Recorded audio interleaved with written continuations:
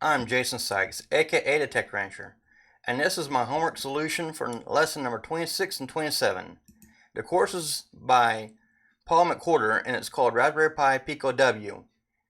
Paul does multiple different type of electronic courses you can watch for free on YouTube, or you can check him out at his webpage at www.toptechboy.com.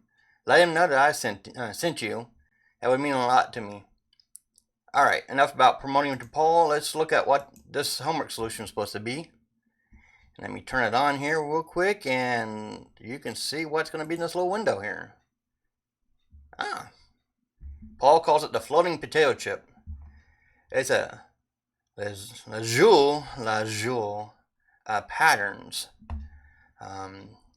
Pretty interesting, huh? Yeah. I don't know.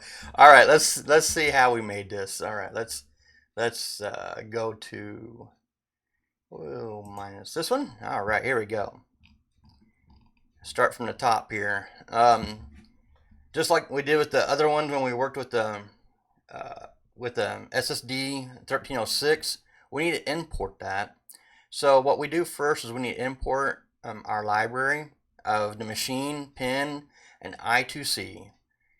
Then if we have SSD 1306 on the Raspberry Pi Pico, which you have to have it on there to be able to recall it up, so it will locate it inside the library or the lib folder inside the Pico W. It will import it, and we're going to be using the class of SSD 1306 underscore I2C.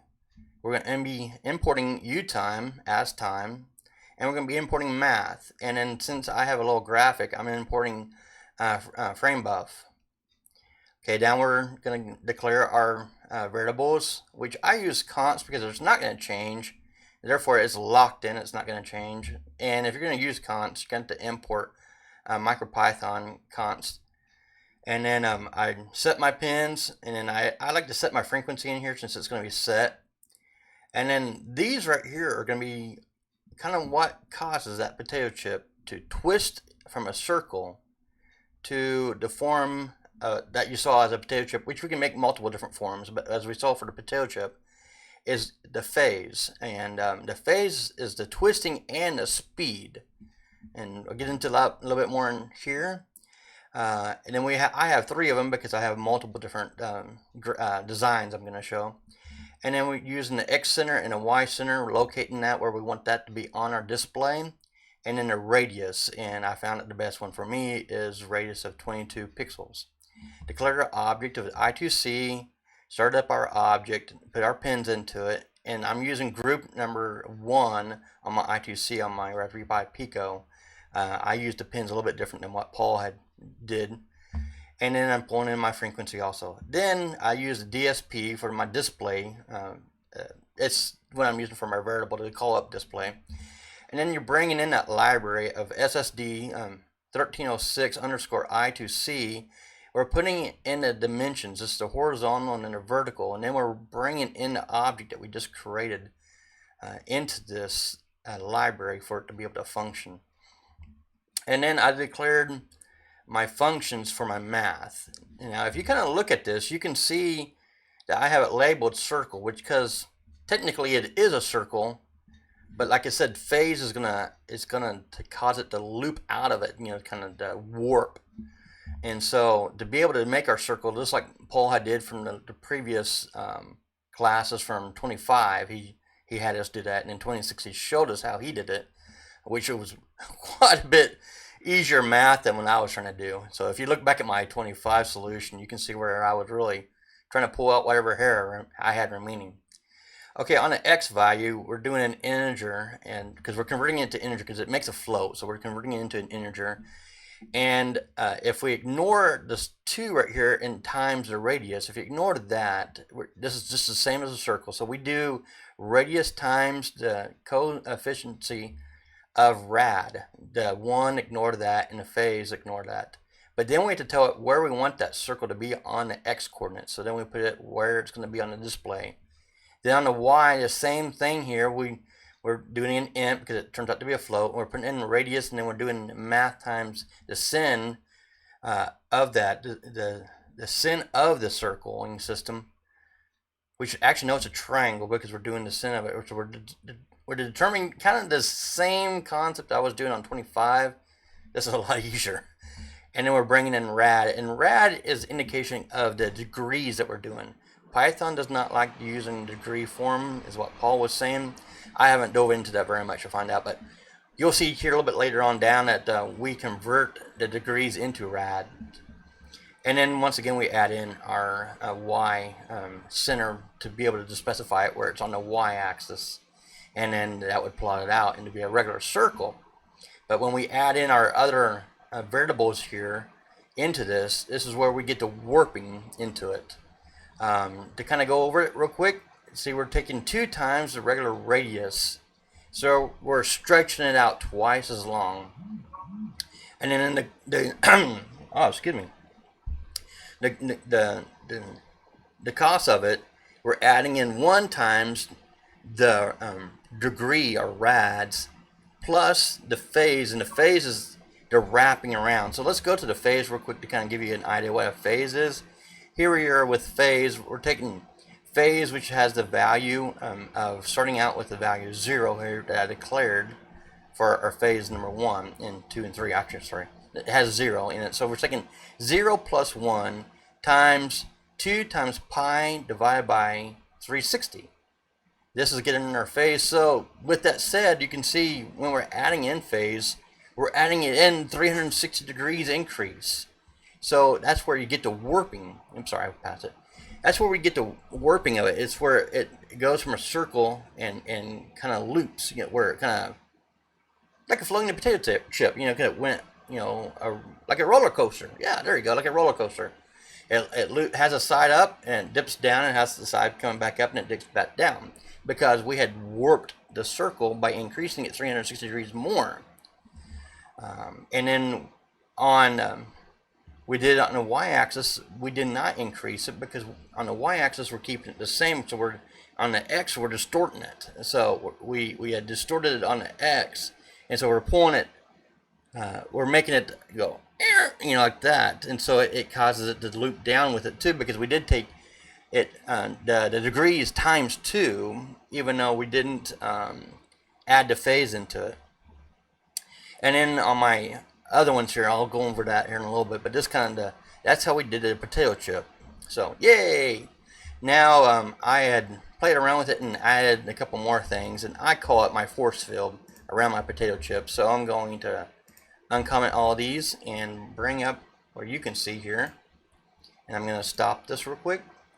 Oh yeah, my cute little graphics. And now we're going to start it here, and I'm going to show you my little force field that I made around my potato chip. If you look hard enough, you can kind of see the potato chip still in there, and we have a force field on the inside of the potato chip and 2 force fields going on the outside that's wobbling around. Now up here in the code where I did my 3 other functions, let me hide this board here so you can see up here. You know, I wonder if I can increase this. It might be really hard for you guys to read, and I should have saw that earlier, but I apologize. Because I know it's on a couple of the last videos you can see just fine, but I want to kind of bring this point home here. Now on the x coordinate, to be able to get a larger radius, I did it 2.2 times the radius, and then for my cos I did times 2 instead of times 1 for the regular one. So this causes it on the x-axis to have 2 points contacted on the x-axis at all rotations. And then we went ahead and I subtracted, because I wanted to experiment a little bit, so I subtracted the phase 2.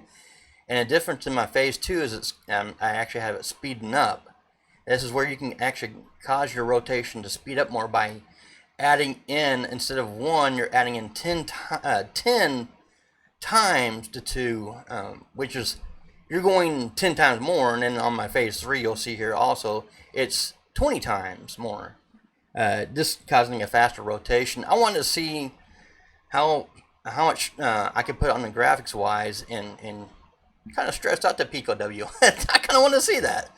And so then back up here to 2 and 3 and 4 also, but 4 is kind of basic. It's the inside force for potato chip. But then for number 2, then my y-axis I only did 1 times the radius, but then I did 3 times the rads, but I did not add anything once again to the phase.